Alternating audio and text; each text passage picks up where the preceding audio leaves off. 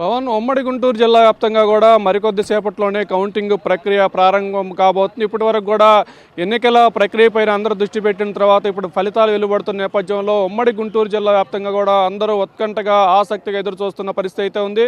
ఉమ్మడి గుంటూరు జిల్లా వ్యాప్తంగా 3 పార్లమెంట్లు 17 అసెంబ్లీ నియోజకవర్గాలు ఉన్న నేపథ్యంలో 3 చోట్ల కౌంటింగ్ కేంద్రాలు ఏర్పాటు చేశారు. ఆచార్య నాగార్జున యూనివర్సిటీలో గుంటూరు పార్లమెంట్లోనే 7 అసెంబ్లీ నియోజకవర్గాలకు ఇక్కడ కౌంటింగ్ జరగనుంది. మరోవైపు నర్సాపేటలోనే కాకాని సమీపంలో ఉన్న జేఎన్టీ కాలేజీ క్యాంపస్లో నర్సాపేట పార్లమెంటు, అదేవిధంగా పల్నాడు జిల్లాకు చెందిన 7 అసెంబ్లీ నియోజకవర్గాల కౌంటింగ్ ప్రక్రియ అయితే జరుగుతుంది. మరోవైపు బాపట్ల ఇంజనీరింగ్ కాలేజీలో బాపట్ల పార్లమెంట్లోనే 6 అసెంబ్లీ నియోజకవర్గాలకు సంబంధించి అక్కడ కౌంటింగ్ ప్రక్రియ అయితే జరుగుతుంది. మొత్తం ఉమ్మడిగా 3 పార్లమెంటు 17 అసెంబ్లీ నియోజకవర్గాల్లో కౌంటింగ్ జరుగుతున్న నేపథ్యంలో అధికారులు అన్ని ఏర్పాట్లు చేశారు. ఉదయం 8 గంటలకు తొలుత పోస్టల్ బ్యాలెట్తో కౌంటింగ్ ప్రక్రియ ప్రారంభిస్తారు. 8:30 దాకా కౌంటింగ్ ప్రక్రియ పోస్టల్ బ్యాలెట్ ప్రక్రియ కొనసాగుతున్నా కూడా అది కంప్లీట్ కానప్పటికి కూడా ప్యారలల్గా ఈవీఎంలతో కూడా కౌంటింగ్ ప్రక్రియ 8:30కి ప్రారంభిస్తామని కూడా జిల్లా అధికారులు అయితే చెప్పడం జరిగింది. ఒకవైపు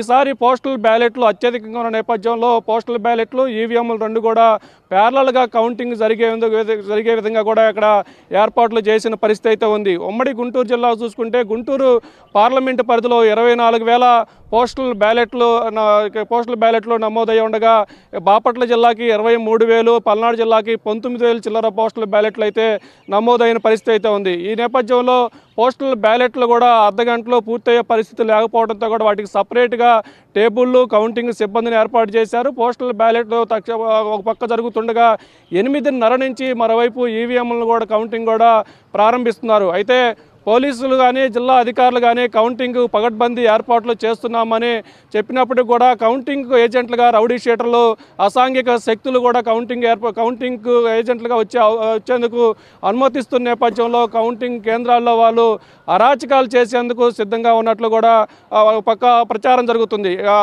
రౌడీ షీటర్లు, అసాంఘిక శక్తులు ఇప్పటికే వాళ్ళు స్థానికంగా ఉన్న గ్రామాల్లో స్థానికులను బెదిరించే ప్రయత్నం నేపథ్యంలో ఇక్కడ కౌంటింగ్ వచ్చిన ఏజెంట్లను రేపు కౌంటింగ్ అయిపోయిన తర్వాత బెదిరించే పరిస్థితులు కూడా ఉన్న నేపథ్యంలో వారిని ఎందుకు కట్టడి చేయట్లేదని కూడా ఇప్పుడు రాజకీయ